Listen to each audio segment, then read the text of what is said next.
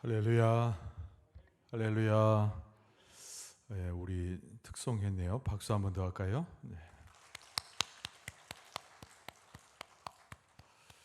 네, 오늘 우리 기도해 주신 우리 김희주 집사님, 또 남선교회 특송 참 감사를 드립니다.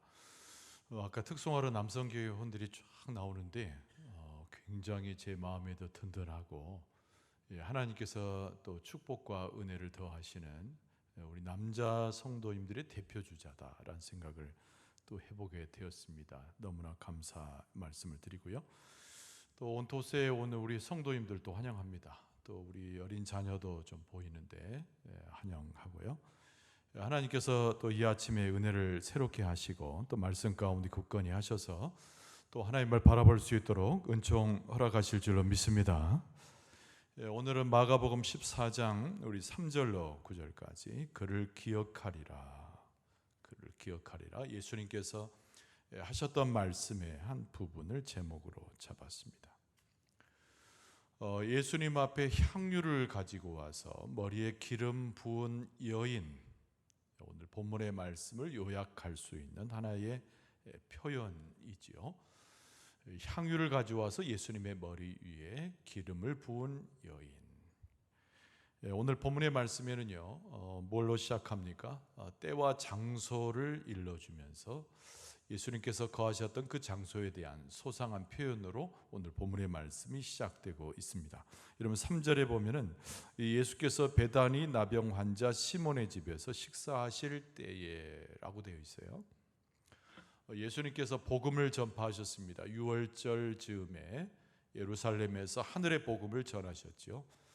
그러나 저녁이 되고 유숙할 곳을 찾으시는데 예루살렘 동쪽편에 있었던 한 지역인 베다니로 가셨습니다. 근데 오늘 본문의 말씀에 보니까 베다니에 있는 나병 환자 시몬의 집이라고 되어 있어요. 조금 더 정확히 표현하면 나병 환자였던 시몬입니다. 그러니까 문둥병이거든요, 나병은. 근데 문둥병 걸린 채로 예수님을 영접할 수는 없어요. 또 많은 사람들이 모여 있었지 않습니까? 유월절 절기에 거룩을 이야기했던 사람들이 아무리 예수님의 말씀을 듣고 싶어도 문둥병자의 집에 머무를 수는 없는 거죠. 그러니까 이 사람은 과거형입니다. 나병 환자였던 시몬이에요. 예수님께서 이 시몬의 집에 들어가신 이유가 아주 당연히 그냥 드러나죠. 나병이 고침을 받았기 때문입니다. 예수 그리스도께서 그에게 치유의 역사를 행하시고 예수 그리스도를 통하여 하늘의 은혜를 입은 사람, 그거 바로 시몬인데 과거에 나병을 앓고 있었던 사람이라는 거죠. 여러분, 나병 쉽게 전의 말로 하면 문둥병, 천벌을 받은 것이라고 유대인들에게는 인식이 됐습니다. 하나님과 단절된 사람이죠. 그래서 그를 멸시한다고 해서 흠이 되지 않습니다. 사람들은 그 사람을 멀리하고 그 사람에 대한 매우 불결한 것으로 여겨서 그들의 공동체에서 제외를 시키는 사람이에요. 근데 이 사람이 예수 그리스도의 은혜로 고침을 받았음에 분명하고 예수님과 그런 관계 때문에 예수님을 식사의 자리에 초대한 것이죠. 오늘 본문의 말씀에 보면 식사하실 때 이렇게 정확히 나와 있습니다. 예수님이 다른 여러 사람들과 더불어서 이렇게 비스듬히 누운 가운데 식사를 하는 거예요. 여러분, 우리는 보통 정자세로 앉아서 밥을 먹지 않습니까? 이스라엘 백성들은 그 모양이 아니고 누운 것도 아니고 앉은 것도 아닌 묘한 모습으로 이렇게 비스듬히 앉아서 식사를 하는 거예요. 상당히 편한 자세로 그들은 여겼던 것이죠. 두 끼를 먹는 것이 일반적인 그 이스라엘 백성의 풍습이었기 때문에 우리식으로 말하면 초저녁 정도에 모이지 않았을까라고 생각이 되어집니다. 관습대로 모였습니다. 사람들이 생각하는 방식대로 음식을 먹기 위해 모였습니다. 사람들은 평범하게 생각했어요. 예수님께서 하루의 일을 마치시고 저녁에 유한 장소이기 때문에 아주 편하게 습관적으로 익숙한 대로 모여 있는 것이죠. 그들은 아무것도 예상하지 못했어요. 예수님께서 하루 종일 병자를 치유하시고 하나님의 말씀을 증거하시고 제자들과 다 다니시다가 피곤한 상태에 오셨기 때문에 사람들은 어떤 기대를 하지 않았어요. 쉬는 거예요. 먹는 자리에서 쉬는 거예요. 근데 여기는 그들이 예상할 수 없었던 아주 큰 일이 하나 일어나게 됩니다. 그것이 오늘 본문의 말씀에 한 여자라고 표현되는 것에서 그 내용을 알 수가 있지요. 여러분 3절 말씀해 보니까 한 여자가, 원래 이제 이 여인의 향유 옥합을 깨뜨리는 이 놀라운 역사는요, 복음서에 다 나옵니다. 근데 마태복음에 가보면 이 여인의 이름이 나오죠. 막달라 마리아입니다. 근데 오늘 마가복음 본문에는 이 여인의 이름이 구체적으로 쓰이지 않습니다. 의도성이 있는 거죠. 왜냐하면 이 여인은 별로 대접받는 여인이 아니에요. 아까 나병 환자였던 시몬의 집 그것과 어울릴 만큼 이 여인은 별로 사람들에게 대접받는 사람이 아닙니다. 이름도 없는 사람입니다. 빚도 없는 사람입니다.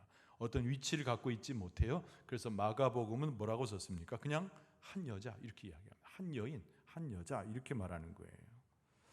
근데 그 행위가 3절에 자세히 나옵니다. 매우 값진 향유 곧 순전한 나도 한 옥합을 가지고 와서 그 옥합을 깨뜨려 예수의 머리에 부었다라고 증언하고 있는 거죠.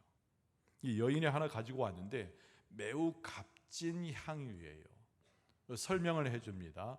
나드, 순전한 나드, 그리고 옥합에 하나로 채워져 가지고 왔다는 거죠. 여기다 설명을 좀 하면 옥합이라고 하는 것은 당연히 향유를 담는 그릇입니다.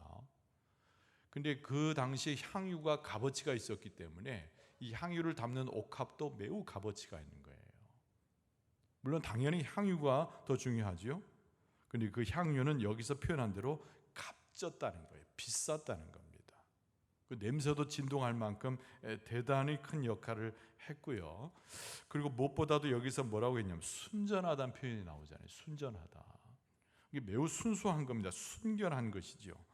높은 질을 가지고 있었던 향유예요. 5절에 보면은 300데나리온 정도 값어치가 나간다고 구체적으로 되어 있죠. 300데나리온 그러면은 가늠이 안 되잖아요. 한 데나리온이 얼마인지도 모르고 화폐의 단위니까. 근데 적당히 뭐라고 표현하냐면 노동자가 17년을 일해서 받는 월급 정도라고 설명이 됩니다. 얼른 짐작해 봐도 굉장히 비싼 거잖아요. 그러니까 값으로 쳐서 비싸다, 다른 의미를 찾는 것이 아니라 예수님의 머리 위에 부었던 향유는 값으로 따질 수 없을 만큼, 또 그 내용을 가늠해 볼 수 없을 만큼 매우 귀한 것이었다. 이제 이것이 중요한 의미라고 하는 거죠. 예수님 머리 위에다가 그것을 부었고, 또 예수 그리스도 앞에 이 여인이 무릎을 꿇고 예수님을 바라보는 거죠. 이게 이제 오늘 본문의 말씀이 묘사되고 있는 바로 나병 환자였던 시몬의 집에서 일어난 아무도 예상할 수 없었던 큰 역사라고 하는 거예요. 오늘 본문의 말씀 가운데 이 여인의 행동에 대해서 두 가지의 반응이 나옵니다. 주변에 있었던 사람들의 첫 번째 반응에 대해서 오늘 본문의 말씀은 기록하고 있는데요. 굉장히 부정적이죠. 5절 말씀에 보면 어떤 사람들이 화를 내서 서로 말하였어요. 어찌하여 이 향유를 허비하는가라고 하는 얘기입니다. 화를 냈어요. 그래서 이 향유가 허비되고 있다고 이야기하는 것이죠. 무슨 뜻인가요? 5절 하반절에 보면 이 향유를 300데나리온 이상에 팔아서 가난한 자들에게 줄 수 있었겠도다 이렇게 이야기합니다. 유월절 즈음에 유대인들의 풍습을 따라서 가난한 자를 구제하는 습관들이 있었어요. 거기에 착안한 이야기입니다. 이 300데나리온은 엄청난 정도의 액수를 할 만큼의 향유를 한 사람에게 부으는 행위는 우리가 화낼 만하도다. 왜냐하면 이것을 가난한 자들에게 나눠주면 얼마나 좋겠느냐라고 하는 거죠.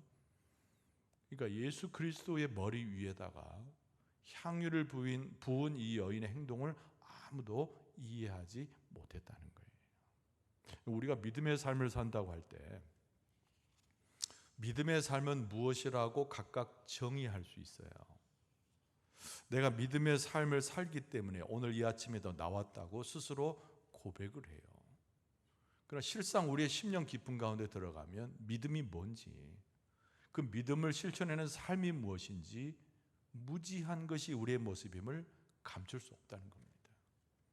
우리가 하나님 앞에 무엇을 헌신한다는 것 자체도 무슨 의미인지, 어떤 삶으로 하나님께 드리는 것인지도 아무도 알지 못해요. 그저 보이는 것, 감각적으로 느끼는 것만 뱉어내고 그것을 반복적으로 이야기하는 것이 우리의 모습이라는 겁니다. 그러니까 예수 그리스도의 머리 위에다가 이 나드 한 향유의 옥합을 깨뜨려서 부었던 이 여인의 행동을 아무도 이해하지 못한 거예요. 그러나 또 하나의 반응이 있죠. 당연히 예수 그리스도의 반응입니다. 오늘 말씀 속에 보니까 예수님께서 사람들을 물리치시면서 하신 말씀이 나와요. 6절 말씀에 보면 예수께서 이르시되 가만두라 이렇게 말합니다. 가만두라. 간섭하지 마라. 이 무지한 자들, 하나님의 뜻과 경륜을 설명할 수 없는 자들, 예수 그리스도 위에, 머리 위에 기름을 부었는데 이것을 아무것도 감각도 없이 영적인 은혜를 깨닫지 못한 자들 가만히 있으라는 거예요. 이 여인의 행동에서 제지하지 말라는 겁니다. 그 무지한 상태를 멈추라는 거죠. 우리 예수님께서 말씀합니다. 너희가 어찌하여 그를 괴롭게 하느냐? 내가 보기에는 그가 내게 좋은 일을 하였느니라. 할렐루야. 우리가 하나님 앞에 나와서 이 여인의 모습처럼 예수님께 칭찬받는 것이 하나 있다면, 우리의 모습을 보고 예수님께서 뭐라고 말씀하시면 최고의 칭찬이 되겠습니까? 네가 나에게 좋은 일을 하였구나. 할렐루야. 할렐루야. 그 주의 음성을 들어야 될 줄로 믿습니다. 그러니까 네가 무지하구나. 네가 하는 행동이 어리석구나. 네 모습이 악하구나. 이런 얘기를 듣는 것이 아니라 예수님 앞에 나와 있는 이 여인의 모습을 두고 예수님께서 하신 말씀이 내게 좋은 일을 하였구나. 그러면서 예수님께서 말씀을 이어가십니다. 이 7절 이하인데 가난한 자들은 항상 너희와 함께 있으니 아무 때라도 원하는 대로 도울 수 있거니와 나는 너희와 항상 함께 있지 아니하니라. 이 말씀을 주고 있죠. 이게 여인의 행동은 헌신한 것, 예수님께서 칭찬하실 만한 것, 심지어는 좋다고도 표현하셨는데 구체적으로 들어와서 이 여인의 행동이 왜 그렇게 소중하고 좋은 일이었는지, 또 이 여인의 모습이 얼마나 칭찬받을 만한 것인지 이유를 설명하실 때 첫 번째 이야기가 나는 너희와 항상 함께 있지 아니하리라. 물론 이제 그 상황으로 볼 때는 예수님께서 십자가를 지셔야 할 날이 곧바로 다가왔기 때문에 내가 너희들과 함께 있는 시간은 부족하며 나는 십자가를 통해서 죽고 부활하고 하늘로 올라갈 것이다. 이 말씀을 하시는 거예요. 그러니까 내가 육신적으로 너희들과 먹고 마시고 내가 육신적으로 너희들에게 하나님의 말씀을 전하고 내 육신의 모습은 너희 눈에 띄게 나의 모습을 보일 날이 그렇게 길게 남아있지 않다. 이 표현이기도 합니다. 그러나 여러분, 우리가 하나님의 은혜라고 하는 것을 생각해 볼 때 항상 우리에게 기회가 주어지는 것이 아니에요. 한정적입니다. 긴 역사로 볼 때 우리 개인의 삶의 한계도 있고 긴 역사로 볼 때 예수 그리스도의 재림의 때도 가까워오고, 그러나 순간순간마다 오늘 아침과 같이 주를 만나는 때가 늘 있는 것이 아니라는 거예요. 이 때를 기억하는 것이 매우 중요하다. 예수님께서 그렇게 말씀하시는 겁니다. 그러면서 예수님께서 이 여인을 칭찬하면서 뭐라고 말씀합니까? 8절 말씀해 보니까 그는 힘을 다하여 내 몸에 향유를 부어 내 장례를 미리 준비하였느니라. 예수 그리스도의 머리 위에다가 이 값비싼 향유를 부은 행위는 예수님께서 설명하시기를 내 장례를 미리 준비하는 이 여인의 모습으로 칭찬하고 계시는 거예요. 이 여인은 벌써 자기의 모든 재산을 다 예수님 앞에 드린 것과 똑같아요. 그러면 나의 모든 재산과 바꿔 놓을 만한, 바꿔도 충분할 만한, 바꿔도 후회하기 없는 예수 그리스도에 대한 고백은 무엇일까요? 예수 그리스도의 장례죠. 예수 그리스도의 죽음이에요. 십자가에서 죽음, 내가 그곳에 동참하고 함께 하겠다. 바로 이 연의 결단이 여기서 보이는 거예요. 이걸 예수님께서 칭찬하고 계십니다. 여러분, 우리는 예수님과 함께 살기를 바라죠. 예수님과 함께 회복되기를 바라죠. 예수 그리스도의 큰 은혜를 입고 천국의 우리의 생명책에 기록이 되어지고 우리의 삶이 하나님 안에서 활기찬 모습으로 회복되기를 원하잖아요. 그러려면 그 전 과정에 거쳐야 할 관문 같은 게 있어요. 그것이 뭐냐면 예수 그리스도와 함께 죽고 예수 그리스도와 함께 우리의 삶이 매장되어지고 예수 그리스도와 함께 장례를 지내게 되는 과정을 겪어야 한다는 거예요. 여러분, 우리가 오늘 또 예수님의 머리 위에다가 향유를 부은 여인의 심정으로 갈 때 우리들도 예수님과 함께 죽노라. 우리의 육신은 죽고 죄도 죽고 우리의 삶의 허물도 죽고 우리의 어리석은 것도 죽고 무지함도 죽고 우리 육체를 죽게 하여 하나님의 것으로 회복되기를 원하는 우리의 기도와 간구를 드리게 될 줄로 믿습니다. 오늘 우리가 모여있는 자리는 예수 그리스도 앞에 와 있잖아요. 항상 있는 시간이 아니고 오늘 예수님이 만나주시는 시간인데, 오늘 만나주는 이 시간을 통해서 우리가 황급하게 다급하게 우리의 마음 가운데 하나님을, 예수 그리스도를 사모하는 마음 가운데 그 죽음에 동참할 수 있어야 된다. 근데 무엇보다도 이 여인의 모습 속에서 우리가 깨달아야 될 것은 예수님을 이 여인이 얼마나 사랑했는가를 알 수가 있어요. 자기의 재산과 자기의 생명마저도 다 드릴 만큼 모든 것을 바꿔서라도 예수님을 경배하는 여인의 모습 속에서 얼마나 예수님을 사랑했는가, 이것을 알 수가 있어요. 여러분과 저에게는 자문을 하는 거고 여러분들에게는 질문을 하나 할게요. 여러분, 예수 그리스도를 사랑하십니까? 사랑하십니까? 이렇게 답이 목소리가 작았다가 커졌다. 예수님을 사랑하십니까? 할렐루야. 예수님의 제자들은 다 실패했어요. 예수님께서 십자가를 지셨을 때 다 도망갔잖아요. 예수님의 수제자인 베드로마저도 예수님을 부정하고 부인하고 심지어는 저주에 가까운 얘기를 했어요. 멀리 떠났습니다. 여러분, 우리가 예수 그리스도를 진정 사랑한다면 이 시간에 예수님을 떠난 자가 아니라 예수님을 경배하는 자가 되어야 되고, 예수 그리스도의 죽음에 동참하여 그리스도를 따라가는 자가 돼요. 다시 한번 묻습니다. 저는 스스로에게 묻는 거고 여러분에게는 제가 질문하는 거예요. 예수님께서 십자가에 달려 돌아가시는 그 시간까지 우리들도 그 죽음에 동참하기 위해서 예수님을 따라가시렵니까? 따라가시렵니까? 할렐루야.